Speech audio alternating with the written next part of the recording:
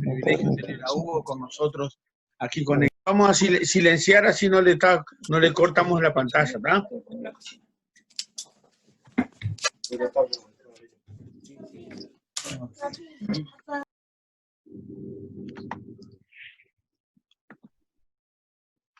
Un saludo para todos, muchas gracias por haberme.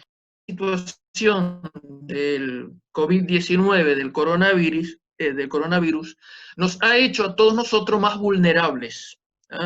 Nosotros teníamos nuestra vida mal o bien, con todos nuestros problemas, pero más o menos teníamos nuestra vida, digamos así, a salvo, o por lo menos teníamos ciertas defensas que nos permitían planificar nuestra vida. De repente vino el coronavirus, y en poco tiempo, porque esto apareció fines de diciembre, principios de enero, en China, pero avanzó con una rapidez que el 13 de marzo, cuando llegó aquí a Uruguay, nos agarró a todos, aunque ya, bueno, escuchábamos que en Italia, que se estaban muriendo, en China, y todos sabíamos que iba a llegar a Uruguay, porque se decía, pero no sabíamos que iba a llegar de esa manera. Entonces, como que esto nos ha hecho a todos más vulnerables, como que nuestras defensas se cayeron, todos esos muros que habíamos construido en torno a nuestra vida se cayeron, quedamos vulnerables. Y dicen los científicos que la clave para resistir todos estos virus es levantar nuestras defensas. Por eso recomendaban una alimentación sana y todo eso para que nuestras defensas, nuestro cuerpo, tuviera las defensas altas para resistir los embates de este virus. Entonces, esta situación nos ha hecho a todos más vulnerables. Se asemeja mucho la situación de esa ciudad de Jerusalén en ruinas, sin muros, sin puertas, muy parecido a lo que ha causado en nosotros. Muchos han perdido sus trabajos, bueno, gente en seguro de paro, otros países están peores que nosotros, por ejemplo Brasil, México, Estados Unidos, y lamentablemente los que más sufren son los más vulnerables, los más pobres, porque las personas ricas, bueno, hacen su cuarentena en su apartamento, se encierran, encargan la comida, pero lamentablemente los pobres no pueden porque tienen que salir a trabajar, entonces están más expuestos. Y bueno, gente que ha perdido sus trabajos, gente que ha ido a seguro de paro. Entonces, nuestra situación es muy parecida a aquella que le tocó vivir al pueblo de Jerusalén. Recordamos que Jerusalén el pueblo de Israel había estado 70 años cautivo en Babilonia, y ahora habían regresado a Jerusalén. Nehemías no había regresado porque Nehemías era el copero del rey, trabajaba ahí. Pero algunos habían regresado, y cuando llegaron a Jerusalén se encontraron con una situación desoladora porque no había ciudad, había que reconstruir todo, era todo ruinas. Así como nosotros, que poco a poco, gracias a Dios, aquí en Uruguay nos vamos recuperando, y de a poco el comercio, las fábricas empiezan a retomar, pero hay que empezar muy de a poco, lo mismo que toda esta gente estaba en Jerusalén. El intercesor, primero, ¿qué es lo que nos enseña la Biblia? ¿Qué es lo que nos enseña el mensaje de Nehemías? El intercesor debe tener visión de la realidad. Nehemías se interesó por la situación de su pueblo. Dice en el versículo 2 que él preguntó, dice, les pregunté por los judíos que habían escapado. que habían quedado de la cautividad y por Jerusalén. Él tenía un interés por saber la situación. A veces nosotros los evangélicos vivimos en una burbuja y desconocemos la realidad en que nosotros vivimos, la situación de nuestra sociedad, de nuestro pueblo, de nuestro entorno. Pero Dios quiere que nosotros nos interesemos, que nosotros estemos al tanto de lo que está sucediendo en el mundo, de lo que está sucediendo a mi alrededor, de la situación que le toca vivir a mi vecino, a mi vecina, a mi compañero de trabajo, a mi compañero de estudio, en fin. Nosotros, hermanos, Dios no nos llamó a vivir como en la época de la Edad Media, cuando los cristianos, esos monjes, se aislaban en, en un monasterio, levantaban grandes muros y vivían ahí dentro de ese monasterio totalmente aislados del mundo, no querían ver a nadie, aislados. Bueno, eso no es lo que Dios quiere. Dios dice que nosotros somos, la iglesia es como la levadura que se debe meter en el mundo para transformarlo. Entonces nosotros no podemos hacer ese trabajo si nosotros vivimos encerrados en una burbuja, en una torre de marfil, espiritualizando todo. Nehemías era un hombre práctico. Dice que cuando llegaron, lo primero que hizo Nehemías, se interesó. ¿Y cómo están los hermanos allá? ¿Cómo están? Seguramente él tenía una carga en su corazón por su pueblo.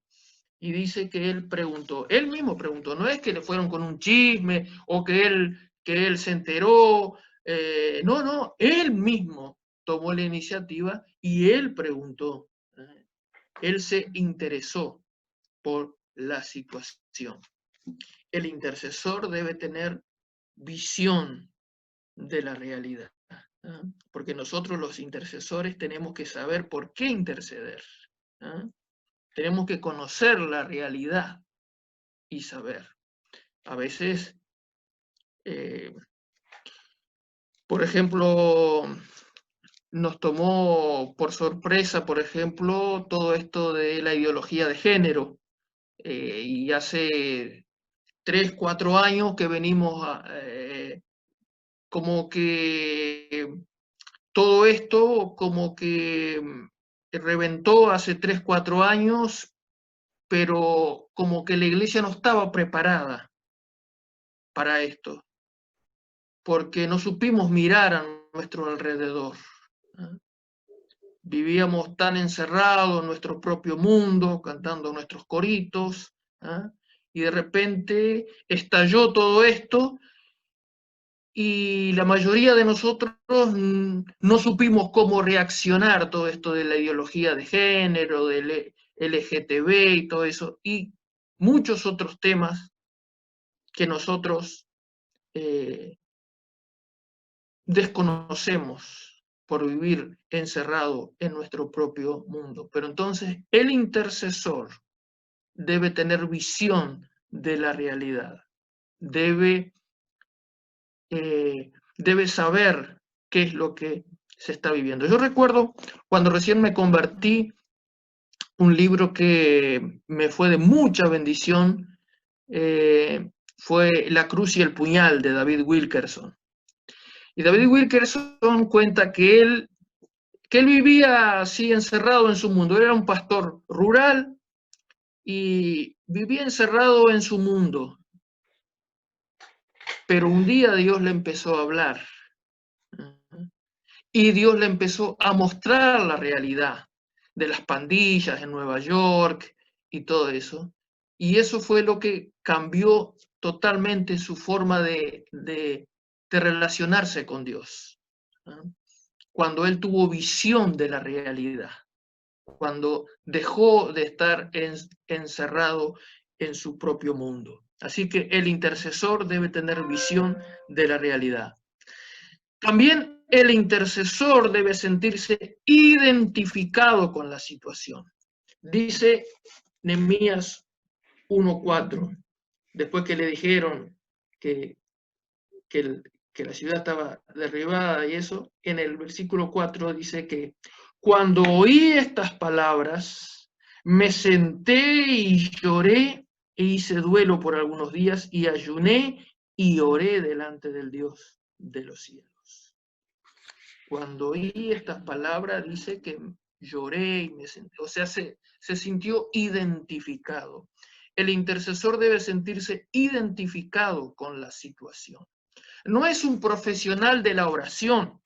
¿Ya?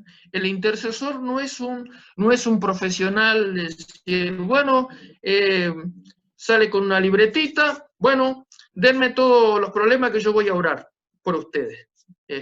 Anota todo en su libretita, es un profesional de la oración. No, el intercesor no es un profesional de la oración. El intercesor debe sentirse identificado con la situación, dolerse con la situación. ¿Ya? Sentirlo como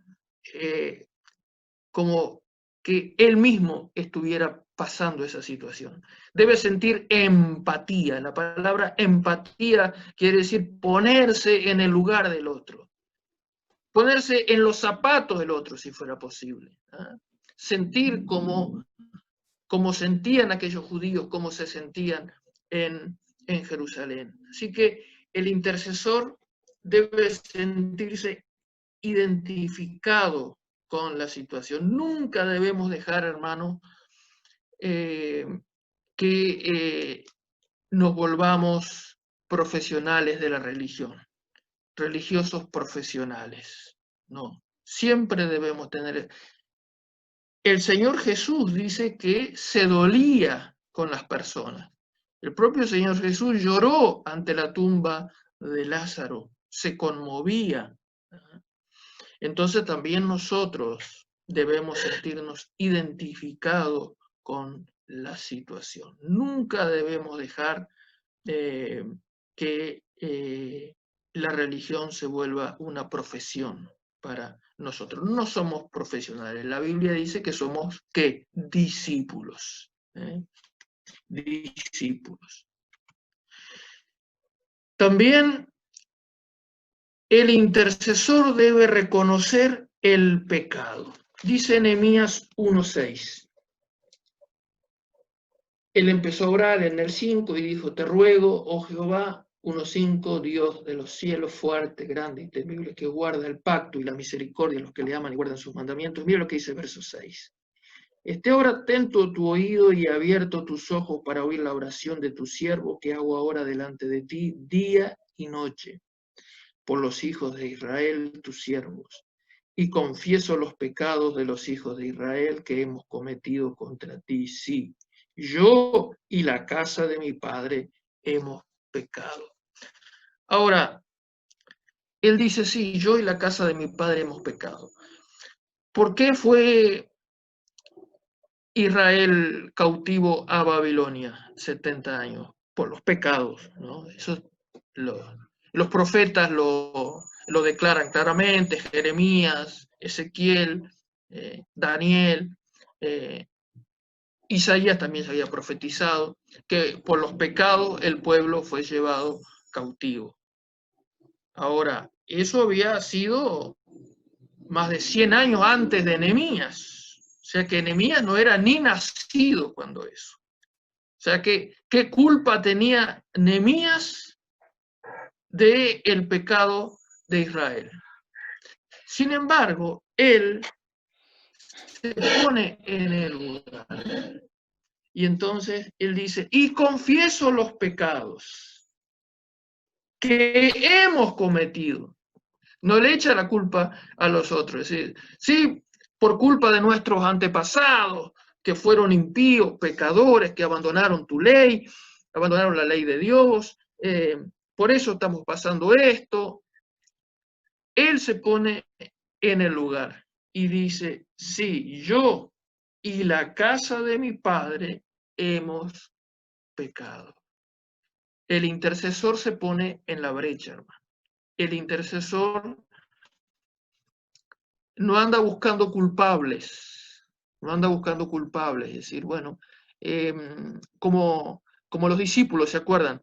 Cuando vieron a aquel ciego de nacimiento, Y entonces le preguntaron al Señor, ¿quién pecó, este o sus padres, para que naciera ciego de nacimiento? Buscando culpables. Y el Señor le dijo, no, no, ni este ni sus padres. Y tampoco nosotros, hermanos, debemos andar buscando culpables.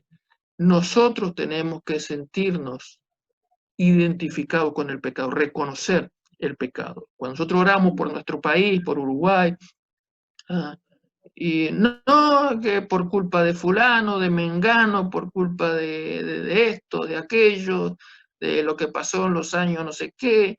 No, no. Nosotros debemos hacer como Nehemías. Yo y la casa de mi padre hemos pecado. ¿Y qué hizo? Confesó los pecados. Nada gana el intercesor poniendo la basura abajo de la alfombra. A veces ponemos la basura abajo de la alfombra y no vamos a el problema real, el problema del pecado. Entonces, a veces queremos curar un cáncer con una aspirina, pero lo que Dios quiere es extirpar eso. Entonces, Nehemías conocía eso. Nehemías sabía que la raíz del problema no era la política internacional, porque en esos años la política internacional había tenido sus vaivenes. Primero habían sido los asirios, que eran crueles, era una nación muy cruel, y los asirios habían conquistado el mundo, pero después Dios intervino y los asirios perdieron todo ese poderío y se levantó el imperio babilónico. Y ahí cambió la política internacional. Ya el primer mundo pasó de ser Egipto o Asiria a ser Babilonia. Los jardines colgantes de Babilonia dice que era una de las 7 maravillas del mundo. Era una ciudad construida en el desierto y el rey hizo unos jardines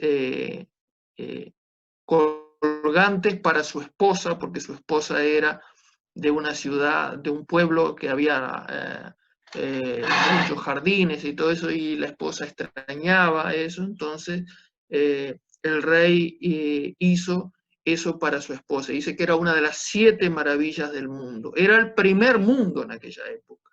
Pero después también Babilonia cayó y vino el imperio medo-persa. Es decir que todos esos vaivenes políticos, Nehemías tal vez podía haber dicho, bueno, la culpa es de los medo-persas, la culpa es de los babilonios, pero no, dice, la culpa es de nuestro pecado. También podía haber dicho Nehemías, bueno, el problema es que nosotros somos tercermundistas, porque Israel en aquella época era un país del tercer mundo. El primer mundo era el imperio medo-persa. Él estaba en la capital, en Susa. Ese era el primer mundo. Entonces puede haber dicho, bueno, la culpa es que somos subdesarrollados, somos del tercer mundo, pero no, la culpa es de nuestros pecados, porque nosotros pecamos. Y aunque seamos un país pequeño, Dios nos va a bendecir. El intercesor debe reconocer el pecado. También el intercesor debe procurar la gloria de Dios y no la suya misma. Él después que ora, después él dice, no, pero primero estaba este que me lo pasé por alto. El intercesor debe interceder basado en la palabra de Dios. Nehemías 1:8 dice, acuérdate ahora de la palabra que diste a Moisés tu siervo, diciendo, si vosotros pecareis, yo dispersaré por los pueblos. El intercesor debe interceder basado en la palabra de Dios. No son arrebatos del que ora, un arrebato espiritual y bueno, y yo decreto tal y tal cosa, como ahora está de moda, ¿verdad? Yo decreto esto y yo decreto aquello. Y, por ejemplo, personas que habían dicho, habían decretado que el coronavirus no iba a entrar en tal o cual país porque habían decretado que el coronavirus no iba a entrar. Bueno, después fueron los países más afectados. El intercesor debe orar basado en la palabra de Dios. Entonces, Nehemías, cuando se pone a orar, él no ora cosas de que a él se le ocurrió. No, él ora basado en la palabra de Dios. Dice en el verso 8, porque él conocía la palabra de Dios. Dice en el verso 1:8, acuérdate ahora de la palabra que diste a Moisés. Y ahí él está citando lo que ya Dios había dicho en Deuteronomio, capítulo 30, que si el pueblo pecaba, iba a ir en cautividad. Primero, eso iba en aumento, ¿verdad? Si leemos Deuteronomio 30, decía, bueno, primero iba a cerrar los cielos, iba a haber sequía, después, bueno, se iban a perder las cosechas, no sé qué, iba en aumento. Hasta que si seguía el pueblo pecando, lo último era que iba a ser llevado cautivo a una tierra lejana. Y eso fue lo que sucedió. Dios una y otra vez mandó juicio con sequía, con hambrunas, con cosas, hasta que por último, bueno, la cautividad. Entonces, Nehemías conocía esa palabra, había leído, conocía la palabra de Dios. Entonces, él ora basado en las promesas de Dios.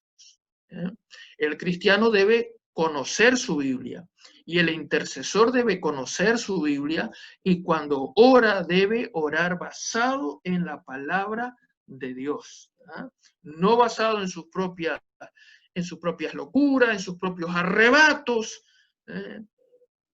no, basado en lo que dice la palabra de Dios. O sea que lo que estaba pidiendo Nehemías no era una locura, que Dios restaurara a su pueblo, que Dios perdonara, porque ya estaba escrito, dice, si vosotros pecareis, yo dispersaré por los pueblos, pero si os volviereis a mí y guardareis mis mandamientos y los pusiereis por obra, aunque vuestra dispersión fuera hasta el extremo de los cielos, de allí os recogeré y os traeré al lugar que escogí para hacer habitar allí mi nombre.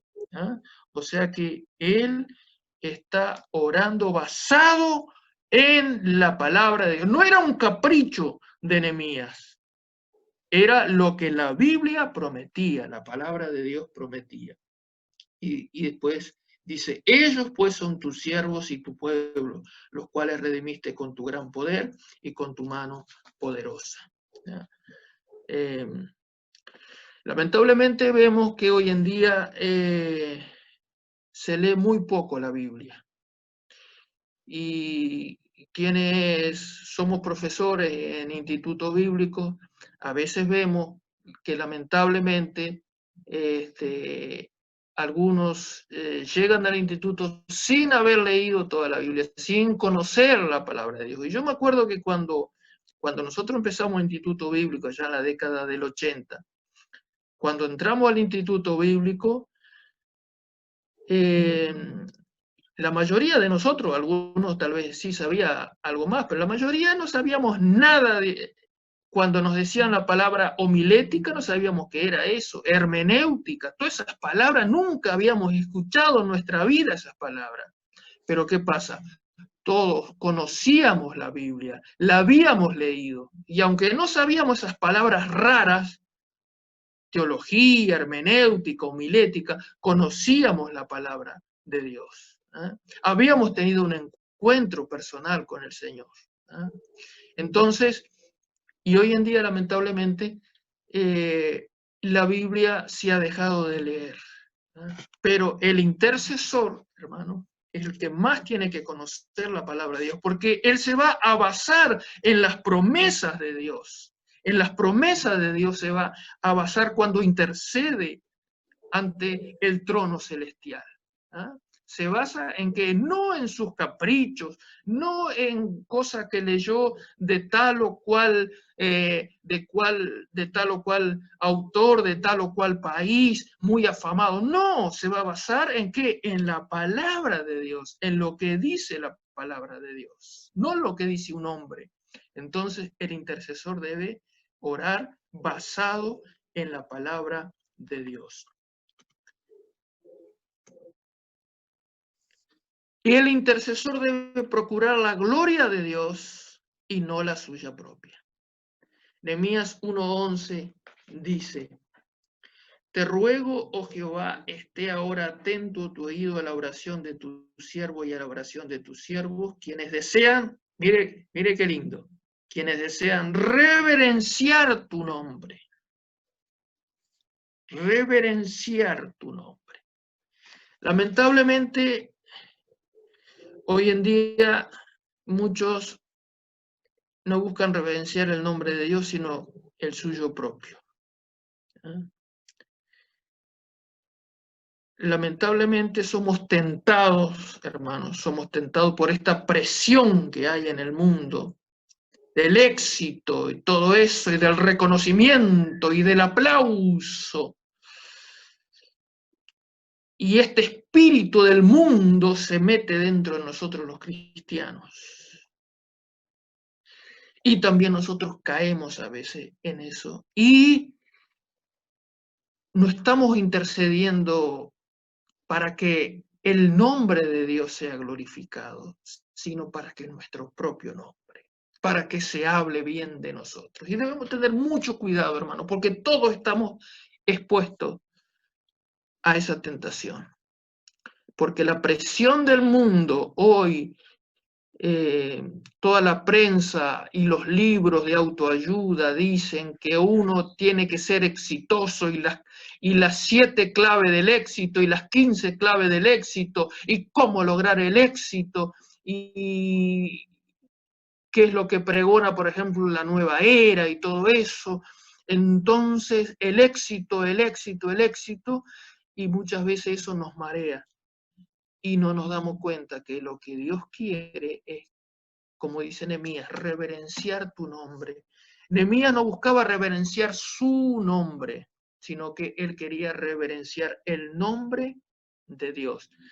Y qué lindo que Nehemías es un ejemplo para nosotros, porque Nehemías es un hombre común y corriente, como usted y como yo. Era un empleado público, como yo. Yo soy un empleado público. Él era un empleado público también que trabajaba ahí en la corte del rey y era copero del rey. Ninguna profecía había dicho que iba a venir Nehemías, ni Nehemías era rey, ni era profeta, no se destacaba por nada de eso. Era un hombre común y corriente, como usted y como yo. Sin embargo, era un intercesor. Era alguien que le dolía la situación y quería hacer algo. Y eso que hizo, lo hizo basado en la palabra de Dios, guiado por el Señor, no por un capricho suyo. Entonces, por eso que Nehemías nos desafía, porque bueno, si usted me habla, bueno, el rey David, Isaías, yo qué sé, el apóstol Pablo, bueno, no, pero es mucho para nosotros, no llegamos a esa altura. Pero sin embargo, Nehemías era un hombre común y corriente, como usted y como yo. No tenía nada de especial, no tenía ningún halo de nada. Era un servidor, un empleado público. Pero sin embargo se puso en las manos de Dios y fue un gran intercesor.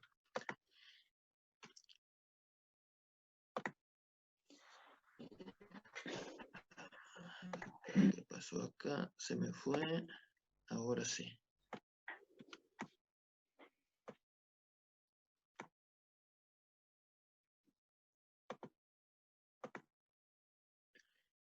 También Nehemías estaba dispuesto a hacer la voluntad de Dios.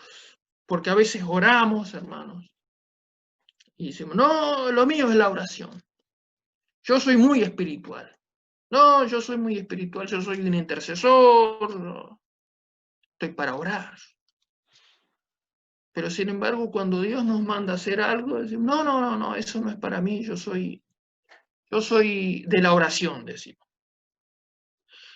Nehemías, sin embargo, Nehemías estaba dispuesto a hacer la voluntad de Dios. Y en el capítulo 2, en el versículo 5, él habla al rey, porque dice que el rey le dice, pero que estás triste, Nehemías. Y bueno, dicen los que han estudiado que dice que el copero del rey tenía que estar bien alegre, no podía estar triste, porque si estaba triste parece que el rey lo mandaba a matar. Entonces, cuando dijo, bueno, estás triste, Nehemías. Y Nehemías dice, ¿cómo no voy a estar triste? Dice, si mi pueblo, dice, Jerusalén está destruido, sus ciudades quemadas, sus muros derribados. Pero mire lo que dice después en el 5, versículo 5 del capítulo 2. Y dije al rey, si le place al rey y tu siervo hallado gracia delante de ti, envíame a Judá, a la ciudad de los sepulcros de mis padres, y la reedificaré. ¡Qué tremendo! Él que era un simple empleado público, porque, bueno, si me dicen, bueno, era un rey, era no sé qué, tenía tal cargo, era un sacerdote, pero un simple empleado público, y mire la osadía de él, envíame y la reedificaré. Reedificaré nada menos que Jerusalén. ¿Sí? Él estaba dispuesto a hacer la voluntad de Dios. Él oraba y todo, pero si Dios me manda, allá voy a ir. ¿No? Estaba dispuesto a hacer la voluntad de Dios. Así como Isaías en el capítulo 6, ¿no? Cuando en el llamamiento de Isaías dice que Dios dice, ¿quién irá por nosotros? ¿Quién enviaré? Y Nehemías dijo, Isaías, perdón, dijo, heme aquí, envíame a mí. ¿No? Quiera el Señor que nosotros tengamos ese corazón dispuesto para hacer la voluntad de Dios. Ahora, el intercesor debe orar en el Espíritu Santo. Toda esa pasión que pone la persona que ora, el intercesor, cuando se levanta de mañana para orar, de madrugada, o a veces Dios lo llama a pasar la noche orando o a ayunar, toda esa pasión debe ser guiada por el Espíritu Santo. No debemos orar a lo loco, sino guiado por el Espíritu Santo. Miren lo que dice Romanos 8:26, un pasaje muy conocido, Romanos 8:26. Y de igual manera, el Espíritu nos ayuda en nuestra debilidad. Pues, ¿qué hemos de pedir como conviene? No lo sabemos. Pero el Espíritu mismo intercede por nosotros con gemidos que indecibles. Mas el que escudriña los corazones sabe cuál es la intención del Espíritu, porque conforme a la voluntad de Dios, intercede por los santos. El intercesor debe orar en el Espíritu Santo. Dice Pablo, no sabemos cómo orar. Nadie se recibe de orador o de intercesor. No hay ningún instituto, ningún centro de enseñanza que nos dé el diploma y lo colgamos en la pared, intercesor. No hay eso. A veces vamos a seminarios sobre oración y nos dan un reconocimiento, pero ese reconocimiento es como que asistimos nomás. Pero no es que ya somos profesionales, no. Dicen, no sabemos cómo orar, no sabemos. Bueno, y mire quién lo decía, el apóstol Pablo, porque no era cualquiera que lo decía, era nada menos que el apóstol Pablo. Y sin embargo, el mismo apóstol Pablo reconocía que hemos de pedir como conviene, no lo sabemos. Y si el propio apóstol Pablo decía eso, ¿quiénes somos nosotros para decir, no, no, yo ya sé lo que... No, no. Necesitamos ser guiados por el Espíritu Santo. El Señor Jesús le había dicho a los apóstoles cuando dice que estaban tristes, y, pero te vas a ir, Señor, cuando el Señor dijo, no, el Hijo del Hombre tiene que, no, Señor, y él dice, no, pero les conviene que yo me vaya, dice, porque si cuando yo me fuere, enviaré al Consolador. Y mire qué dice en el capítulo 14, versículo 26. Mas el Consolador, el Espíritu Santo, a quien el Padre enviará en mi nombre, Él os enseñará. Enseñará todas las cosas y os recordará todo lo que yo os he dicho. El Espíritu Santo. ¿Cuántas veces, hermanos, estamos intercediendo, estamos orando? Y el Señor nos llama a interceder. Y muchas veces el Espíritu Santo nos llama a silencio, ¿verdad? A veces nos da para orar y para orar, nos pone esa necesidad de orar y de interceder, pero hay veces que el Espíritu Santo nos manda a silenciarnos en la oración, en la intercesión. Y el Espíritu Santo empieza a hablarnos. Y el Espíritu Santo nos da versículos de la palabra de Dios. Lo que está escrito acá, el Espíritu Santo, quien el Padre enviará en mi nombre, Él os enseñará todas las cosas y os recordará todo lo que yo os he dicho. El Espíritu Santo nos empieza a ministrar, hermano. Cuando entramos en esa comunión con el Espíritu Santo, cuando el Señor pone esa carga en nosotros como intercesores, y a veces el Espíritu Santo nos lleva a silencio, así como Elías cuando estaba en la cueva, ¿se acuerda de ese silbo apacible? Y el Espíritu Santo empieza a tratar con nosotros. Y el Espíritu Santo nos empieza a revelar cuál es el problema. Porque a veces oramos y no sabemos dónde está el problema, y el Espíritu Santo nos empieza a ordenar todas las cosas. El Espíritu Santo empieza a poner las cosas en orden. Por eso, hermanos, nosotros no podemos interceder si no es en la guía del Espíritu Santo. Si nos ponemos a interceder por nosotros mismos, hacemos cualquier cosa. Pero cuando nos ponemos en las manos de Dios, hermanos, cuando nos ponemos en las manos de Dios, el Señor puede hacer cosas maravillosas. 1 Corintios 12. 1 Corintios 12 nos habla de los dones del Espíritu Santo. El intercesor debe echar mano de los dones del Espíritu Santo para interceder. Capítulo 12, versículo 4 en adelante de 1 Corintios. Dice, ahora bien, hay diversidad de dones, pero el Espíritu es el mismo. Y hay diversidad de ministerios, pero el Señor es el mismo. Y hay diversidad de operaciones, pero Dios que hace todas las cosas en todo es el mismo.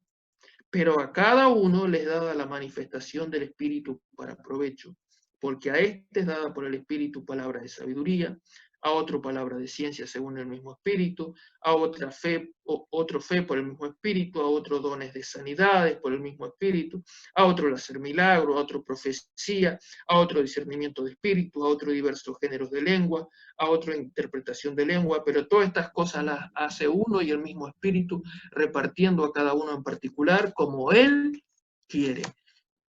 Es decir, que para nosotros interceder tenemos que tomar esas herramientas que son los dones del Espíritu Santo. Los dones del Espíritu Santo, hermanos, son para la edificación del cuerpo de Cristo. No son para, como en la época de los Corintios, que dice Pablo que ellos se peleaban entre ellos, dice, no, que yo tengo mejor don que el tuyo, porque yo tengo tal y cual don. Y no, esos dones no son para nosotros enorgullecernos, son para poder servir al Señor. Entonces, cuando nosotros intercedemos, también debemos pedirle al Señor esos dones, como el don de sabiduría, el don de ciencia, para que Dios nos muestre qué es lo que está sucediendo en esa realidad cuando estamos intercediendo. Necesitamos el don de ciencia, el don de discernimiento de espíritus. Necesitamos, hermano, cuando estamos orando, debemos pedir a Dios que nos auxilie con esos dones, que el Espíritu Santo nos guíe, y el Espíritu Santo se manifiesta con esos dones, y a veces estamos orando y el Espíritu Santo se manifiesta con el don de discernimiento de espíritu, y podemos discernir lo que no ven nuestros ojos. Nosotros estamos cegados por esa situación, pero cuando empezamos a interceder, el Espíritu Santo, los dones del Espíritu Santo vienen para auxiliarnos. El don de lenguas, el don de interpretación de lenguas, ¿no? Todo eso, hermanos, son herramientas, son dones del Espíritu Santo que el intercesor debe tomarla. En 1 Corintios 14:4 dice que el que habla en lengua extraña a sí mismo se edifica, pero el que profetiza edifica a la iglesia. Es decir, que el que habla en lenguas se edifica a sí mismo, y cuando nosotros oramos, intercedemos, no solamente somos útiles para esa situación por la que estamos orando, por el país o por lo que sea, sino que nosotros mismos nos edificamos. Por eso debemos pedirle a Dios el don de lengua. Y si algún hermano no ha recibido aún el bautismo del Espíritu Santo, con la evidencia de hablar en nuevas lenguas, se debe pedir al Señor, ¿no?, para usarlo para la edificación del cuerpo de Cristo. El don de lenguas, al igual que todos los demás dones del Espíritu Santo, no son para nosotros alardear que tenemos tal o cual don, sino que son para edificar el cuerpo de Cristo y para edificarnos a nosotros mismos. Entonces, debemos pedirle al Señor, ¿no?, los dones del Espíritu Santo. En el capítulo 14 y en el versículo 14 también dice así, 14:14, 1 Corintios, porque si yo oro en lengua desconocida, mi espíritu ora, pero mi entendimiento queda sin fruto. Es decir, que mi espíritu ora. Nosotros cuando intercedemos en el espíritu, ¿ah? Entramos en esa dimensión, hermanos, del espíritu. Nos ponemos en sintonía, ¿tá?, nos ponemos en sintonía con el Espíritu Santo, esa comunión con el Espíritu Santo. Por eso debemos estar tiempo en oración para entrar en esa sintonía, ¿tá? Y acá 1 Corintios 14 no está hablando contra el don de lenguas. Algunos dicen, sí, porque Pablo en 1 Corintios 14 habla contra el don de lenguas. No, Pablo lo que habla de que cuando se está en el culto público, dice que todos se ponían a hablar en lenguas, y dice, nadie entendía nada, entraba una persona nueva y dice, no, estos están todos locos, yo acá no vengo nunca más. Pero él nunca habla en contra del don de lengua. Él dice que aquel que intercede, aquel que ora, al contrario, Pablo mismo dice acá, dice, doy gracias a Dios que hablo en lengua más que todos vosotros. O sea, si él mismo daba gracias a Dios, ¿no?, lo que él está diciendo es que se hiciera todo con orden, pero eso en el culto.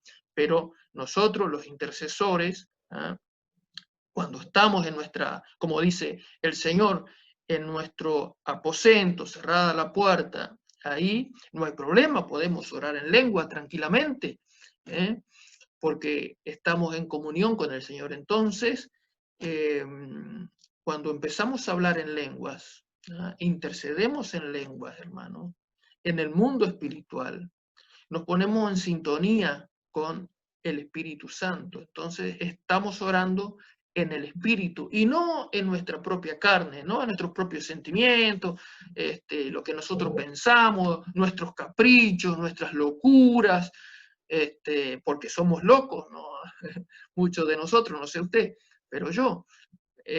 Pero, ¿qué pasa? Cuando nosotros somos guiados por el Espíritu Santo, hermano. Entramos en esa comunión con el Espíritu Santo. Por eso el intercesor debe orar guiado por el Espíritu Santo y con un conocimiento bíblico, conociendo las promesas de Dios. Entonces,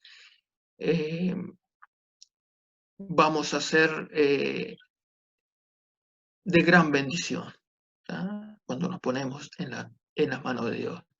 Y hermano, nos ha tocado interceder en este tiempo por nuestro país. Y yo creo, hermano, que toda esta bendición que tenemos de que, no sé, hoy, pero hasta ayer teníamos solamente 15 casos activos de infectados por COVID-19. Y yo creo realmente que Dios ha puesto su mano en nuestro país por la intercesión de su pueblo. Bueno, yo sé que alguno me dirá, bueno, pero Brasil, por ejemplo, tiene muchos más intercesores que nosotros, y Argentina, y están mucho peor que nosotros, y Chile. Bueno, no sé, pero yo sigo pensando de que el Señor ha tenido misericordia de nuestro país, y mucho de eso se debe a la intercesión de su pueblo, porque yo recuerdo que hace unos 3, 4, 5 años atrás, más o menos, empezó en Uruguay un mover de intercesión. Se empezó a orar muy fuerte por Uruguay, ¿no? Los propios uruguayos, en las iglesias, se hacían días de ayuno y oración, y muchos se preguntaban, ¿y por qué se ora tanto? Y bueno, y no sabemos por qué Dios nos está llamando a la intercesión. No sé por qué Dios nos está llamando a la oración. Bueno, tal vez era por esto. Dios nos estaba preparando para esto. Y bueno, y hoy estamos viendo que la bendición de Dios está sobre nuestro país, porque viendo lo que está pasando en nuestros países vecinos y en otras partes del mundo, tenemos que darle gracias a Dios de que Dios ha tenido misericordia, ¿eh? Y que las oraciones por nuestro pueblo, por Uruguay, no han sido en vano, hermanos. Así que sigamos orando por nuestro país. Para terminar no sé, me gustaría que el pastor Samuel nos dirija en oración, si puedes orar, Samuel, para despedirnos. ¿Puedes abrir el micrófono? Ahí está. ¿Me escuchan ahora? Sí, perfecto. Muy bien. En primer lugar, agradecerle, pastor, por este tiempo. Muy bueno su material, muy lindo lo que ha compartido. Muy bueno lo que ha compartido. La verdad que estoy agradecido al Señor por usted y por esta gracia que Dios le ha dado para enseñar y transmitir lo necesario y lo bueno que es aprender de la palabra. Así que vamos a orar entonces. Padre, te damos gracias en esta noche. Gracias por esta oportunidad maravillosa que tú nos das de poder estar aquí aprendiendo de tu palabra, aprendiendo principios que nos van a llevar a un nuevo tiempo espiritual, a manifestar no solamente nuestro deseo, nuestro anhelo,